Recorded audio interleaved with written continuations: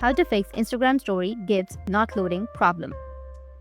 So if you want to fix Instagram story GIFs not loading problem, then what you need to do is first you need to open up your Instagram application, go with your story. After that, add something. Now go with the upper right, which has that stickers option, and here you will have GIF. Tap on GIF and it will load your GIFs, right? You'll have all of your GIFs. But if you don't find the story GIFs option, or if it's not loading, then the first solution is to check your internet connection, because if you don't have an internet connection, then it won't load.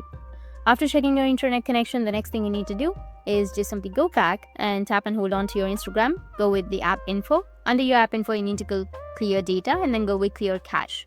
After clearing your cache, your problem might be fixed. Or just simply open up your Play Store. From the Play Store, you need to search for Instagram. After searching, you need to just go with update if you have any updates. After updating, your problem might be fixed. Now once done, you can just go and restart your device. After that, open up your Instagram and you will find your Instagram story GIFs. That's it, and if you have any questions, feel free to comment below. Thanks for watching.